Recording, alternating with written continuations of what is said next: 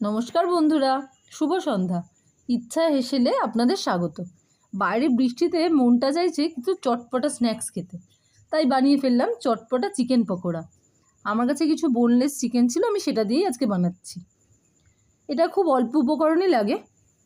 প্রথমে একটা পাত্রে কিছুটা বোনলেস চিকেন নিলাম, তার মধ্যে একে একে নুন দিলাম, তারপর আদা রসুন পেস্ট, কিছুটা কাঁচা লঙ্কা আর ধনেপাতা পেস্ট, আর কিছুটা পুদিনা পাতা বাটা, আর তার সাথে কিছুটা গোলমরিচ গুঁড়ো আর সয়া সস 1 ঢাকনার মতো। সবার শেষে সামান্য একটু লেবুর রস দিয়ে মিশ্রণটিকে ভালো করে ম্যারিনেট করে রাখলাম।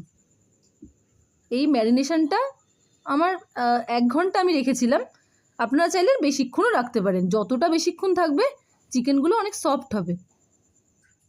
আমার হাতে সময় অনেক কম ছিল, সেজন্য আমি এটাকে 1 ঘন্টাই রেখেছিলাম।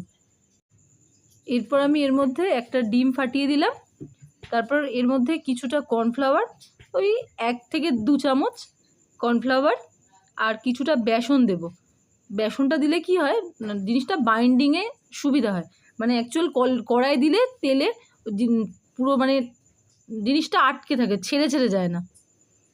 আর তার সব শেষে দেবো কিছুটা কাঁচা পেঁয়াজ কুচি দিয়ে ভালো করে মিশ্রণটাকে মাখবো।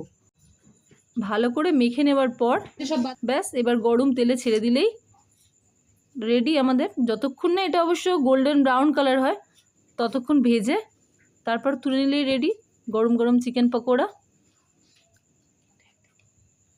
আমার তো খুব পছন্দের খাবার এটা, আর আপনাদের নিশ্চয়ই কমেন্টস করে জানাবেন।